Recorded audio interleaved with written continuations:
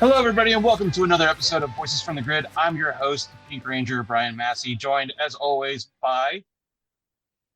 I thought you were introing me.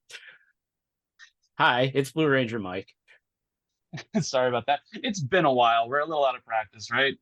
Eh, sorry Sure. about I that. mean, it's not like we did a panel or anything together a couple months ago at Awesome Con or anything like that, but sure. Yeah, uh, it's been a while. So, Mike, thank you for joining me. Today, we're going to be talking about a two-parter that rips off a Rick Moranis film from, I want to say that came out in what, 1988, 89? Something like that. Yeah, Honey, I Shrunk the Rangers parts one and two.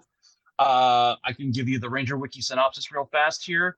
At a charity cleanup drive, Divatox's latest monster, Shrink-a-Sect, flies into the Blue Centurion's head and makes him go berserk before shrinking him, and then shrinks Tommy, Kat, Adam, and Tanya to the size of bugs, who then get captured by Divatox. While aboard Divatox's submarine, the four Rangers discover that they will permanently turn into actual insects if they don't return to normal size as soon as possible. So they try to make their escape while Justin the Soul Unshrunken Ranger searches all of Angel Grove for both his microsized teammates and Bulk and Skull, who are driving a car with a soda can loaded with one of Divatox's detonators. Okay, so that's a lot of information. Yep. Um, and this, oh my God. So let's kind of go ahead and start with the questions here that I've got for you today because there's a lot. So first and foremost, what did you think of all the special effects and like set design on this episode? Because I felt like there was a lot of attention to detail that was put into these episodes.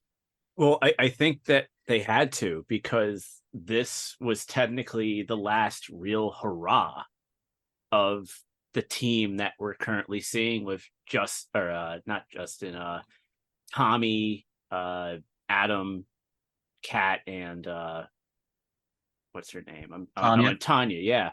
So yeah, it's like it's the last time we're actually seeing these four in actual peril, and so they need to make it like kind of like a high stakes, and if it wouldn't be high stakes if you actually put very little thought or effort into yeah. the production of said episodes. You don't send off the team that's been around for a while, especially with like someone who's been around since season one, by just having a random fight in the park. Let, You let's want to be go out. let's be honest. You have somebody who's been around since season one, someone who's been around since season two, someone who's been around since season three, and someone who's been around technically since, I mean, Zio. We're not going to really Yeah, say they're around in season three because, well, Tanya really wasn't.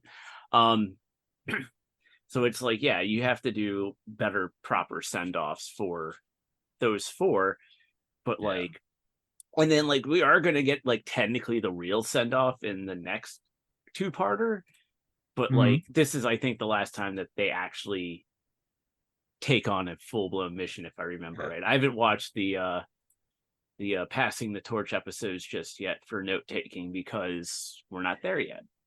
I haven't either. I mean, this definitely feels like the last episode of like a doctor's like run before he regenerates or she regenerates. Um, it's kind of the same like gravitas, if you will. So I definitely agree with you on that. It was a nice like final actual adventure without like focusing on here's the replacement. So it was nice. Um, now uh I got a question for you because I don't think that this was actually explained in the episode, but how is it that the Rangers, when shrunk, begin turning into insects, but then Blue Centurion didn't? Is it because he's a robot? How do they I know that they're going to permanently be bugs? um well, so I don't know if it was actually properly explained, but the thing is that, I guess that was part of the spell of shrinking them. I mean, Blue Centaurian, that's a robot.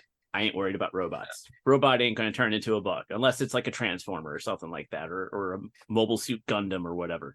But um, RoboCop. RoboCop, yeah. This Um, is basically RoboCop, but whatever. but uh, but the thing is though is that when you look at um the Rangers, it could be more the spell of like, well, what's a better way of getting rid of the Rangers? Well, shrinking them, yeah, that's one way of doing it. But then the other thing is that, you know, sure, they can escape and find a way to make themselves grow. But if you put them up against the clock and say, okay, if you stay shrunk for X amount of time, as we were seeing in the 2-part special, you start becoming an insect, and you see them like get the insect hands, the wings, you know, the antenna, you know. So it's like it's kind of putting them on the clock of like, oh, we gotta reverse this. So I mean, fair enough. I just wish that there had been some kind of like line that was given by anybody that wasn't the Rangers to explain, like, oh, by the way, like, have fun turning into, like, it just like the here, Rangers just kind of assume that, and I'm like, well, I guess, but like, okay, repeat after me. uh, This is a kid's show. this is a kid show. It's not supposed to make any sense at all. Okay, just say to yourself, it's just a show. I should really just relax. Yes. Gotcha. Okay. Coming to you from the satellite of love, everybody. Um, Oh, and for the record, Honey, I Shrunk the Kids was 1989. Gotcha. I had a feeling. The one I saw in theaters was Honey, I Shrunk the Baby, You mean Honey, I Blew Up the Kid? or Honey blew up the baby, or Blew Up the Kid. Yeah. It's Gotcha. Honey, I Shrunk the Kids, Honey, I Blew Up the Kid, and then Honey, We Shrunk Ourselves. That was, I think, a directed. That was the direct to VHS one that starred a very young Mila Kunis. I had no idea. She was one of the friends that was there for the party. Gotcha. I think that was like one of the last things Rick Moranis was in. Anyways, back to Power Rangers. So how effective is Shrink a Set, and also like I guess it's Shrink a Sect, but it always sounded like they were saying Shrink Cassette to me. I didn't hear the sect, like insect part to me. I mean, the monster. I'm just going to call it the monster, as I call every monster in Power Rangers. The monster. Shrink a Sect. I mean, he's successful in screwing up Blue Centaurian, which is good, but then he's also given a mission with a soda cannon bomb, which he completely fumbles and falls into the hands of of monkey versions of Bulk and Skull. Yeah. And then I mean the monsters, and if I remember right, the monsters shrunk the Rangers too, I believe. Yeah. So I mean, it's just the monster did his job, and then it failed. Now, I will say he seemed like in the Zord footage, the Sentai footage, that he was killed off really easily by Blue Centurion Zord. And I swear to me, that felt like there was so much happening with the American, because there was so much American footage in this episode, that it felt like by the time that like they got to him fighting in the Zord footage and they killed him off, it was like, well, in the Sentai footage, did they like find a way to defeat him that they just forgot to mention in the Power Rangers version? And that's kind of what it felt like. Maybe. I mean, I'm not sure. I'm not sure. I'm not sure. I mean, I don't think did they show him on like the viewing globe thingy at all beforehand, or I don't think they did. If they didn't, then it's completely irrelevant on that point. Yeah. This episode, by the way, has footage from episode 22 of Car Ranger, the tragic traffic rule habit. So if you want to check that out for yourself, I have not had a chance to watch Car Ranger yet, but I'm still fighting for traffic safety. So, Bulk. Okay, so let's talk about Bulk and Skull for a second in this episode, because Bulk and Skull are monkeys in this episode, and I had no idea. And they have been for a while. Yeah, I completely forgot that this was going to be like the last time that they were monkeys. But they drive a car, they steal garbage. They inadvertently, like you said, were carrying around a bomb the whole time, and then they're turned invisible by the missile shot from Divatox's sub, which we'll talk about. What did you think of them and Lieutenant Stone in this episode? What did you think of Lieutenant Stone pulling a Josh Brolin from the Goonies and taking a little girl's bike to try and chase them down? So, lo and behold, never seen the Goonies. You've never seen the Goonies? Never seen Goonies. Never really been Homie. openly that interested in seeing the movie. Oh my god. Um, I know, shocking revelations. Everyone should Oh just my start god. booing me right here, right now. Mike, But anyway, how are we friends, Mike? uh, for for other reasons than Goonies. I know, I know. I'm teasing you. I'm But teasing. anyways, I mean that's it, it's the Lieutenant Stone, or just at this point, I don't think he's even a lieutenant anymore. I think he's just Stone at this point. Um, or Jeremy Stone. Stone or whatever his first name is. Um, he Jerome. yeah, Jerome Stone or whatever his name is. But at this Fucking. point, you just Oops, sorry. curse. I did. Sorry. That's it was kind of muddled, so I don't have to do much editing. But Okay. Sorry. What's it called? I mean, but that's such a cliche thing that we've seen several times. We've seen it in cartoons, we've seen it in other movies. We've seen it, like, I mean, not necessarily with a bike all the time, but like this, like, police, give me your car, I need it for police business. Or it's like, it's just a cliche thing. I mean, I get it because they're trying to do the comedy bit. Does it work? Yes, because seeing a grown man on a little girl's bike is kind of funny. And seeing So monkeys is always funny too. yeah, well, Like, that oh, well, I mean, I don't know. I mean, this was the era of like Dunstan checks in and whatnot, but it was yeah. like, yeah. Man. Anyways, I think it's hilarious that like all of a sudden like now they're invisible. I was like, did they like lose the lease on the monkeys or something? And like now they just have to like, you know, I think that was always the game plan, because like they probably had something planned where it's like, okay, for a while they're going to be monkeys, and then they're going to have the spell worked on in some form or fashion, but it becomes, but they become invisible for a while, because I think this is the time that they're still trying to figure out if Bulk and Skull are going to be getting their own TV show still. yeah. Spoiler alert, they don't. Yeah. I don't know. I was trying to make a joke when I was watching that episode, or just like there was only one set foot of set like there's only one set of footprints in the sand, and I was like, I'm not even gonna bother with that. But like it was just like, really, y'all are gonna make him invisible now? Okay, cool. Obviously, it doesn't last long. Yeah. And then they like later on they become even more obnoxious. It's insane. But Bulk and Skull in Turbo. I mean, they there's a reason why they're doing what they're doing, but like, man, I cannot wait to get to in space with them. um, so the Rangers use creative methods to escape the villains aboard the sub. What was your favorite part? I really love Divatox getting her tongue shot, then them driving the RC car and going down like a sewage pipe and like fighting off an eel. Like I really loved like all this miniature stuff. It was just really fun. What was your favorite part of that? I like the one where Divatox catches Tanya with her tongue. Yeah. That was kind of funny.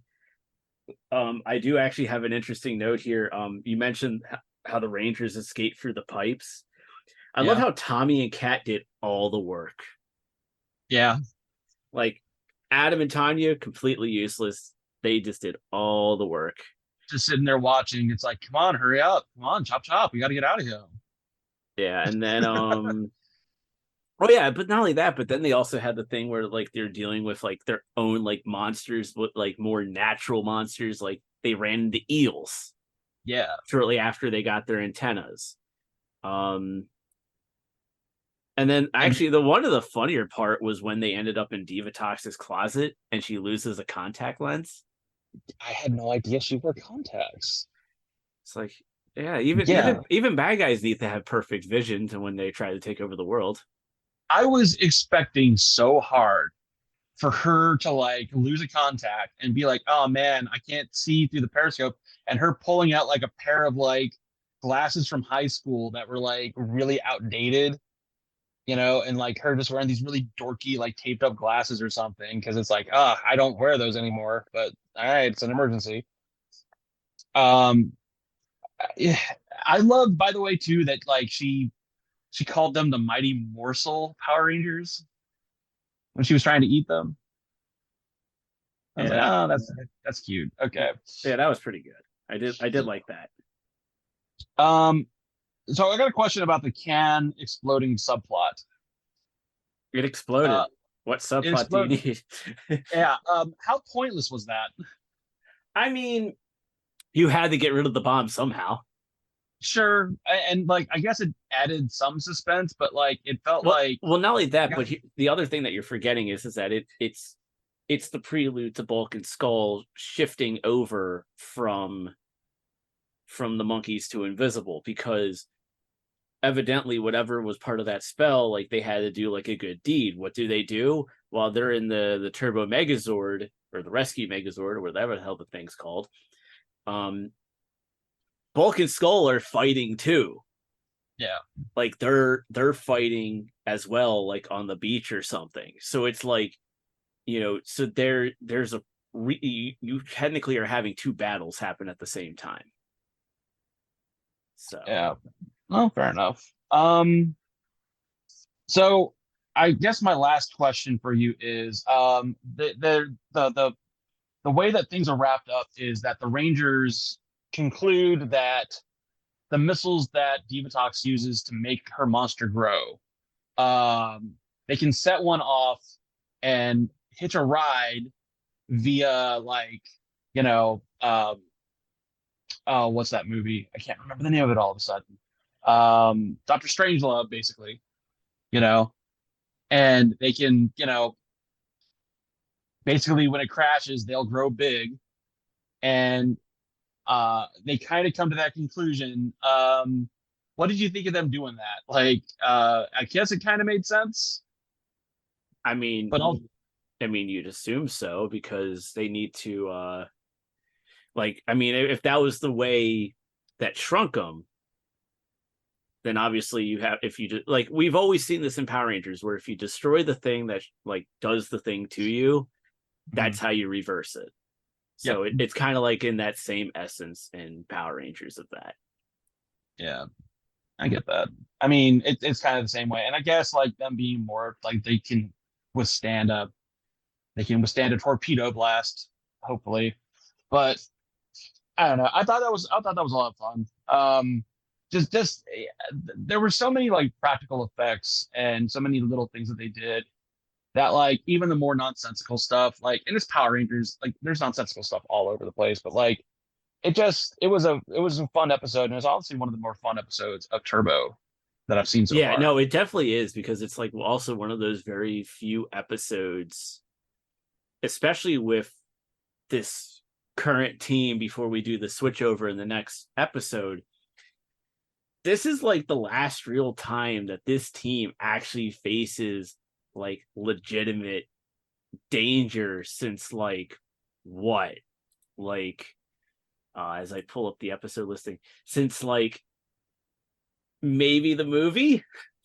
Yeah, Like a lot of them aren't as like, you know, as like, oh my god, this is so bad. Whereas like when you get into the switchover, you at least have more stuff, and but that's also because you're trying to establish these newer characters that have taken over the roles of the Rangers.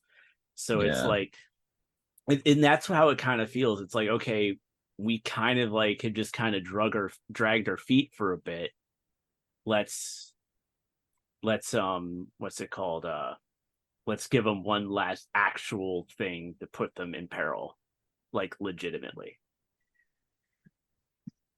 yeah. Well, I mean, it was a nice send off for the team that's been around for a while, and like little did we know that like they were going to be gone next, because like it was never announced. It's just kind of like the way that it worked back in the day was like you were just watching, and all of a sudden it was like, oh, by the way, we're going to drop this on you. Bye. So Deuces later. yeah. Um, let's see here. There was a note in the Ranger Wiki, by the way, about how there was a different episode that was meant to be the mid-season finale, but we can talk about that later if you'd like. I mean, it was well, it had a completely different title, which was Rangers in Concert, Yeah. which was originally meant to be the mid-season thing. And let's see, is there Rangers in Concert on the list? I don't think so. Yeah, it looks like that was an episode that was written, but then Never done. yeah, Because I don't see on the episode listing that. So it's like, so it's something that didn't even happen, but apparently it would have focused on Carlos and Ashley and Lieutenant Stone's niece Jenny. But the thing is, though, is that the problem with that is that, like, oh wait, hold on, I'm trying to read the entire Tanya's intern would be introduced, who was a prototype of TJ. And apparently and show Tommy, Cat, Adam, and Tanya the full Millennium Message, which was a few episodes earlier, revealing Michael, Ashley, Carlos, and Missy, which was the original name of Tracy Lynn Cruz's character, as the next team, and the ones who and then Carlos was really supposed to be called Chavez, which I'm kind of glad they didn't call him Chavez. That was been weird. And the ones to save the world from the United Alliance of Evil, but the script was scrapped following the departure of Doug Sloan and Ann Austin. However, passing the torch works on the possibility that the retiring Rangers did see the full Millennium Message, though. Interesting. But it also should be noted that Ashley and Carlos don't appear in part 2 of the episode. Oh, and Jenny Hunter's original name was Ashley. Oh, gotcha. Or Jenny Hunter, who's Lieutenant Stone's niece. So, okay. No such thing as continuity. Well, what do you think of TJ originally being named Michael? I mean, it's a wonderful name. I mean, yeah, you can never go wrong with a name called Michael. I mean, no bias whatsoever at all. I mean, I don't care. It's a name. Yeah. Well, that being said, Mike, thank you for joining me for this. Do you have any other thoughts, or do you have anything else you want to talk about before we get to plugs? Since when did Power Rangers Angel Grove have a freaking mayor? I don't know. Because it was they were cleaning up the park again for Clean Week again, and apparently the Mayor Carrington showed up, and it's like, and like the notes say, this is the final appearance and acknowledgement of Mayor Carrington. When was Mayor Carrington ever acknowledged before? I didn't vote for her. Also, like, I didn't vote for her. She's not my mayor. Now we go into a Monty Python bit. Who won the Beautify Angel Grove contest? I need to know. It's not important. It's not important at all. Not important. But that ballet program, though. So yeah. It was an interesting episode. Yep. Mike, where can we find you on the World Wide Web, sir? You can find me on Twitter. Yes, I am still calling it Twitter. I'll never call it by whatever Elon wants you to call it. At the Lindebaum75 for as long as it's still up and available when this episode airs. Facebook at X75 Productions. Twitch doing the gaming thing at twitch.tv/TheMichaelX75. And of course, everything is on the website at txhthockey.com/X75 Productions. And of course, for the show, you can go to Twitter at VFTG_PR. And we have a link tree, which you can click on the link right there on our Twitter account, because it's easier that way. This is the way. This is the way. Brian, what about you? As for me, you can find me on Twitter. I also refuse to call it X at One Drink Geek. You can also just call it X. What's wrong with you? I mean, anyways, it's soon to be my X platform. But I'm Tish. You can find me there. You can also find me with the Castwave guys over at castwavestudios.com. You can find me on TikTok. I'm still on TikTok at Blue Ranger B_Rye. I'm still the Blue Ranger on there, but I'm the Pink Ranger here and seemingly forevermore. But as Ben says, there's nothing wrong with pink. So with that said, Mike. Our next more phenomenal episode. May the power protect you.